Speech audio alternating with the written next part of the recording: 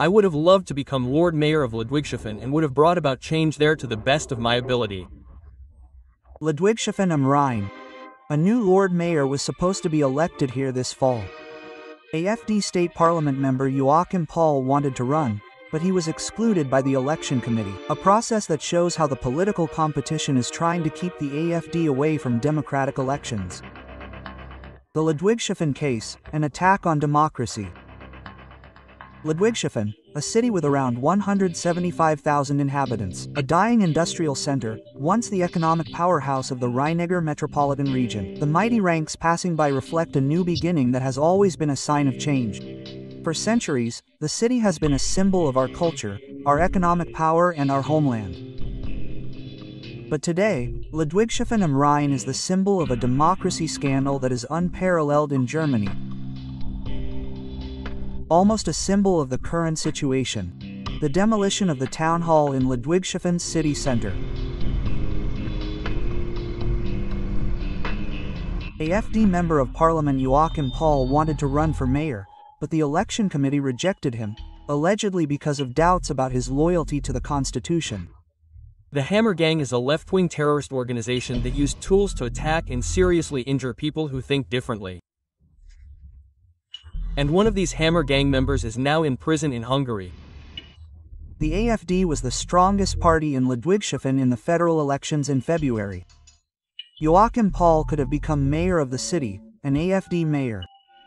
But instead, the participation of the favorite was abruptly blocked using highly questionable methods. Yes, now NZ wants to fight us with weapons.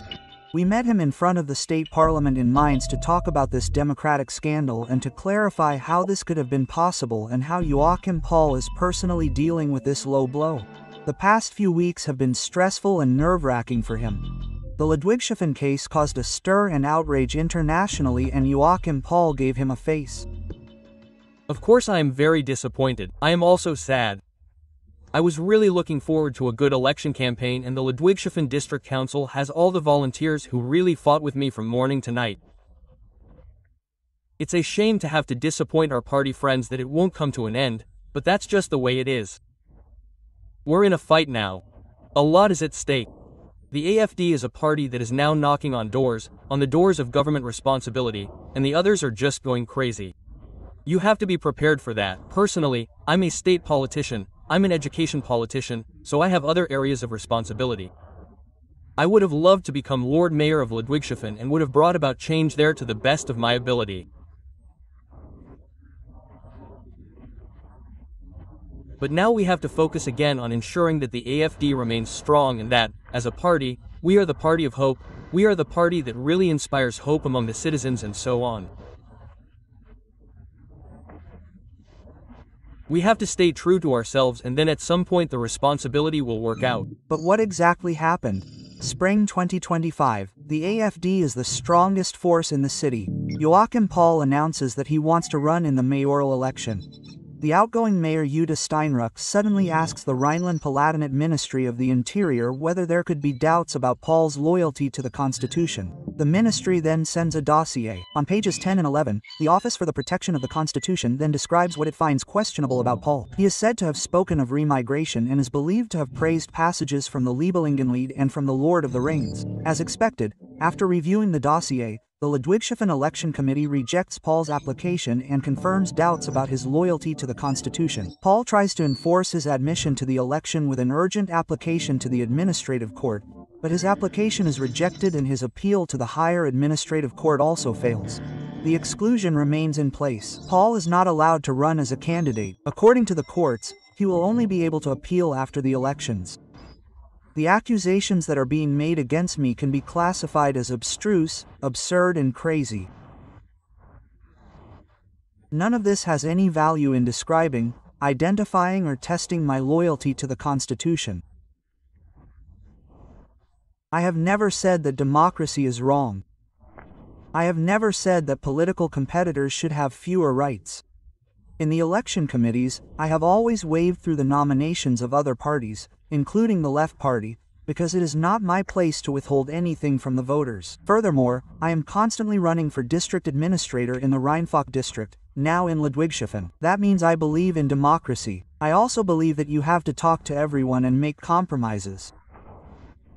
In my opinion, that is a clear commitment to democracy, not who I meet or which magazine I read or which magazine I write for. But let's not get carried away. That is very important. It is not about the points at all. We have put together something according to the motto that more is better. They actually wanted to have a formal reason to reject me because they were afraid of the voters' demise and afraid of losing power. If Ludwigshafen had become a symbol, so to speak, that the AFD could also achieve great success in the West, and in this case even in the Southwest, how would that have looked in the state elections? They wanted to prevent that with all their might and they succeeded. An AFD mayor in a West German industrial city would have had a very special nationwide effect, far beyond the symbolic power of the East German successes. Especially in a large city with a high proportion of workers and migrants, the AFD would have shown that it can now mobilize and win over a wide variety of voter groups. But anyone who appreciates the Nebelungenlied honors national cultural heritage and yet finds themselves in the report of the Federal Office for the Protection of the Constitution, a grotesque contradiction.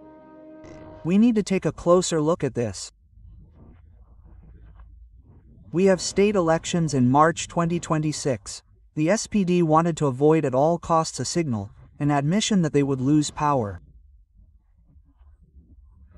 Let's take the example of a city with great symbolic significance, namely Ludwigshafen, and from that perspective, this, let's call it, SPD party can actually be recognized relatively quickly. We have a former mayor, who is still very much involved with the party, with her own party. Then we have a deeply red interior minister and we have a secret service chief who is also a comrade. Of course, they wanted to prevent this, let's say, in Ludwigshafen before the state elections. The SPD is fighting here to remain the governing party.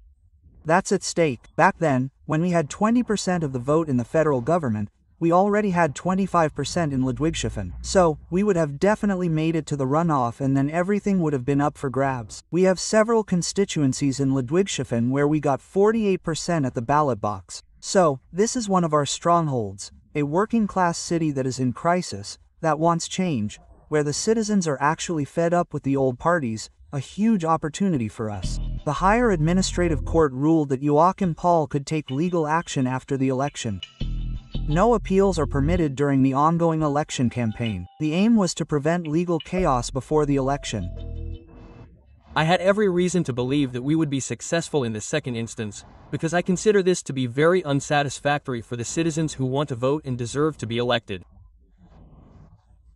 If the candidate of the strongest party can review this at some point and then challenge the election, that is unsatisfactory, that is a democratic deficit.